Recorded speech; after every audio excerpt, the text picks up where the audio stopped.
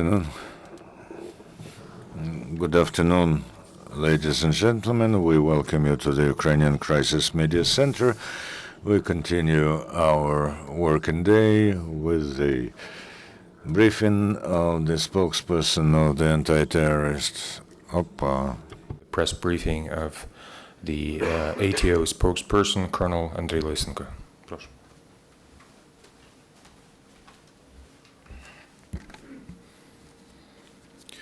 Good afternoon, dear colleagues. Yesterday, in the vicinity of settlement Novotoshkivsky in Luhansk region, there was an exchange of 59 members of the illegal armed formations for Ukrainian military. 139 Ukrainian fighters were freed. Another one will be freed in a couple of days. Also, it is planned to start from today the withdrawal of heavy armaments according to the plan of control and coordination of the set of measures on the fulfillment of Minsk agreements. This plan was agreed with the leadership of those so-called DNR and LNR. The intensity of combat action in the anti-terrorist operation zone over the last 24 hours has decreased. For instance, there was no enemy firing or shelling of our positions from 10 p.m. 21st of February to 7 a.m. 22nd of February. However, they do affect armed provocations, and yesterday on the 21st of February, 44 enemy shellings happened. In particular, in Donetsk sector, the positions of our military were shelled with the use of multiple rocket launchers, artillery and mortars next to the village of Pisky, Opitne, Vodene, Tonenke. And these provocations again and again lead to the death of peaceful residents. For instance, yesterday at 11:40 a.m. in the city of Diivka, the artillery projectile had hit a private cafe. As a result, 3 people died. In Mariupol sector, next to the village Shirokino, the militants from tank, mortars and small firearms have 4 times shelled and fired at the positions of the anti-terrorist operation, and also tried to storm our positions. The attack was repelled. Contrary to the Minsk agreements, Russia continues to arm the militants in Donbass. The intelligence says that on the 21st of February, from the territory of Russian Federation, a military echelon with 60 tanks and armored combat vehicles came to the railway station Ambrosivka in Donetsk region. Later, the convoys of military machinery moved in the direction of Novoivanivka, Kumachova, Telmanova. Also, through the checkpoint Izvarina in the direction of Krasnodonsk, Luhansk, 2 convoys of military machinery of the Russian armed forces moved, including 47 lorries and 1 combat infantry machine. Also in the direction of Novozovsk city from the territory of Russian Federation, 50 lorries with ammunition and commodities have moved. Also on the temporarily non-controlled territory, the military machinery of the illegal armed formations moved from Makivka to Donetsk, 9 lorries, 4 fuel tanks, and from Donetsk to Mariupol, 10 lorries with artillery with cannons.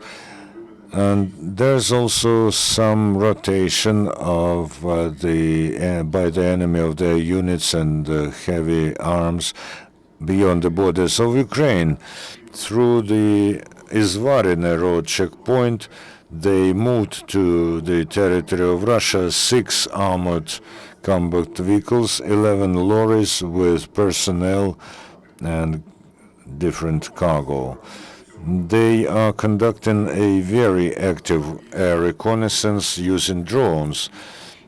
In general, 14 drones were detected in Mariupol, Donetsk, and Luhansk sectors, and yesterday at approximately 7 p.m. in the vicinity of the city of Starobilsk, an enemy drone was downed by Ukrainian military.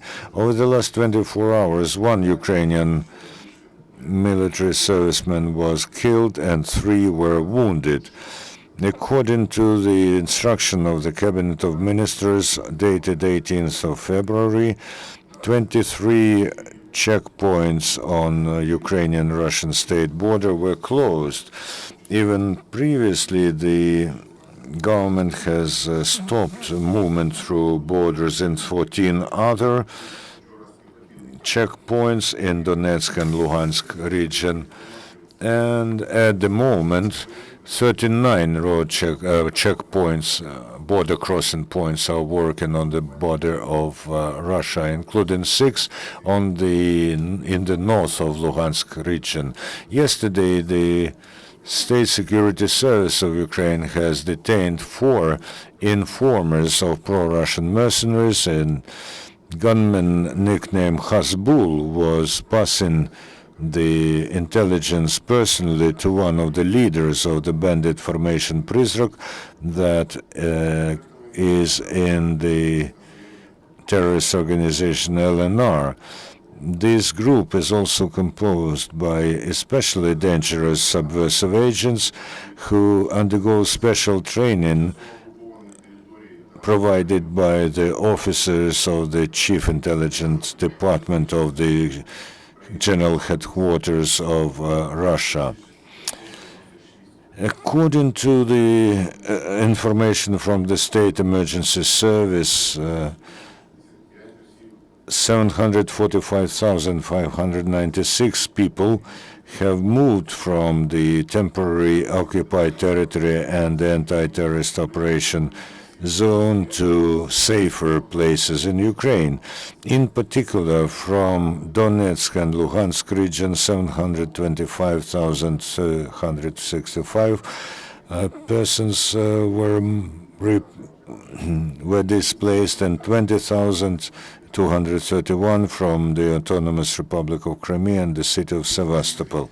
Yesterday, to the city of Debaltseve, representatives of the OSCE monitoring mission came, as well as representatives of the International Committee of Red Cross. They delivered a humanitarian aid, 5 lorries with food and medicines to Debaltseve. Also, a Russian humanitarian cargo came, but the representatives of the so-called DNR have refused to accept the Ukrainian humanitarian aid.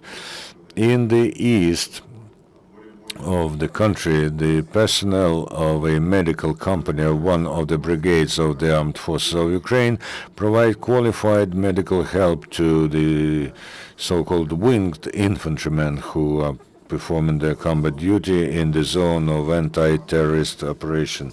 And now I'll tell you about an officer who commands our units in the zone of anti-terrorist operation. This is Major General Sergei Naev, head of the headquarters of the Operative Command South. His units are now engaged in repelling the enemy in Donetsk sector. Starting from the October last year, the fighters of the Operative Command Pivden South have destroyed 92 tanks of the enemy, 121 armored vehicles, 37 multiple rocket launcher batteries, and 86 artillery systems.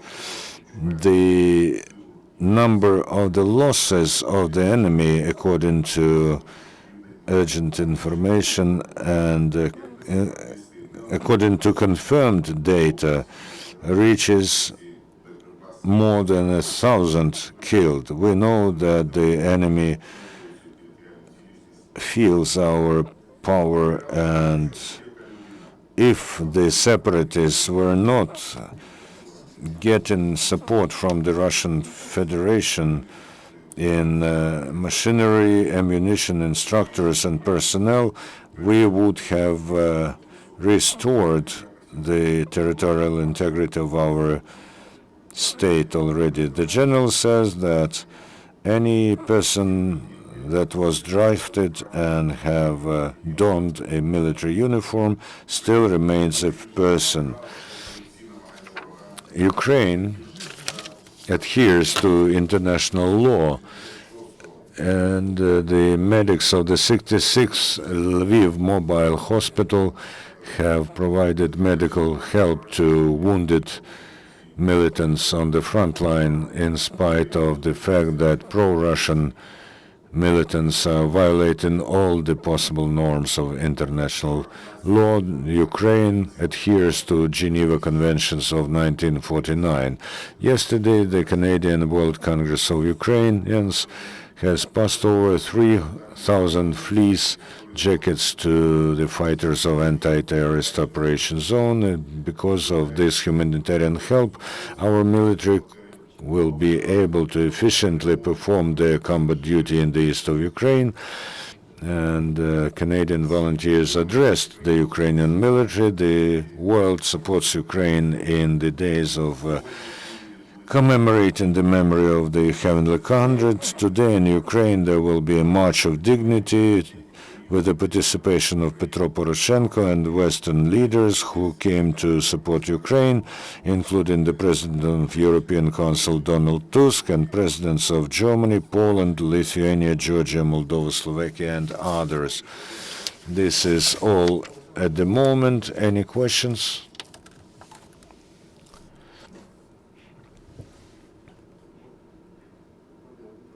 Dmitro Moroz, Fifth Channel Television.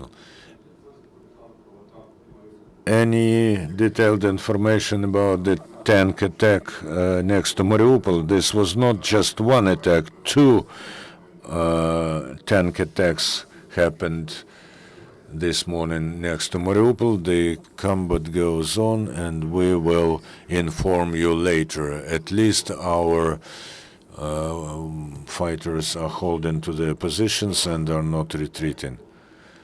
Microphone. We do not reveal this information. Any other questions?